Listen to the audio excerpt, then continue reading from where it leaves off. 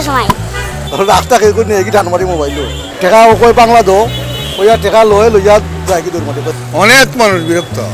আব্বা চাই রাখেছেন কি আম্মা আছেন। বেটি ভিক্ষা না দিলে বেটি হাত পা ধরলে দুটা টানাটানি করে।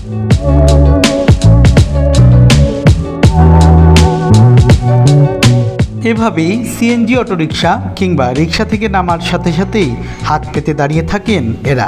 সিলেট নগরীর প্রায় প্রতিটি পয়েন্টেই দেখা যায় এমন দৃশ্য। অভিযোগ আছে, টাকা না পেলে অনেক সময় যাত্রীদের হাতের ব্যাগ বা মোবাইলও ছিনিয়ে নেন তারা।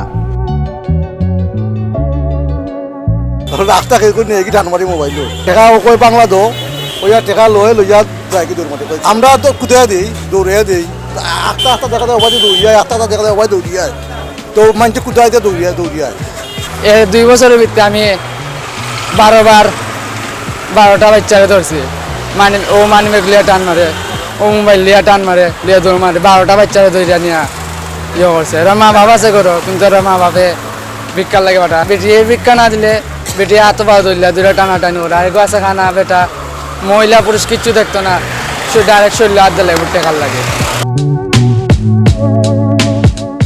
এদিকে আশঙ্কাজনকভাবে প্রতিনিয়ত প্রাপ্তবয়স্ক ভিক্ষুকদের সাথে নগরীতে বাড়ছে শিশু ভিক্ষুকের সংখ্যাও। যে বয়সে তাদের লেখাপড়া করার কথা সেই বয়সে তারা হাত পাচ্ছে মানুষের কাছে।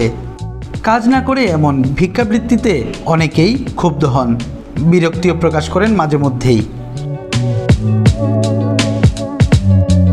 একটা গাড়ি চিনছি আইলে 2-3 জন মানুষের গাড়িতে আসা এটা হারে না। অনেক মানুষ বিরক্ত। মানুষ অত বুকিলে কেমনে কেমনে দেবো না দেন বালা। বাস্তবে দেখা যায় বেশি, তবে সিলেটি মানুষ এগুলা কম, মনে হয় 95% অন্য জায়গার মানুষ।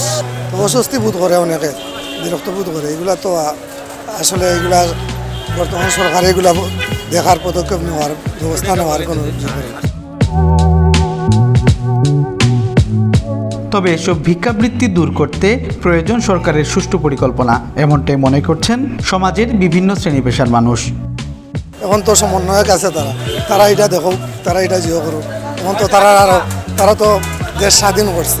অনেকে বলে পথশিশু, আসলে পথশিশু বলতে কিছু নেই, এরা তো মানব সন্তান। তাহলে তাদের সেইভাবে আমাদের দেখতে হবে, রাষ্ট্রকে সেই জায়গায় ভূমিকাটা পালন করবে। পিতামাতা নেই, নানান কারণে তারা এই সামাজিক বৈষম্যের মধ্যে তারা পড়ে আজকে রাস্তায় ভিক্ষাবৃত্তির সাথে জড়িত।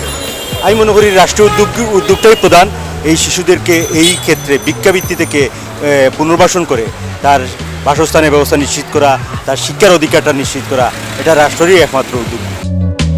ইউভিএল টিভি, সিলেট।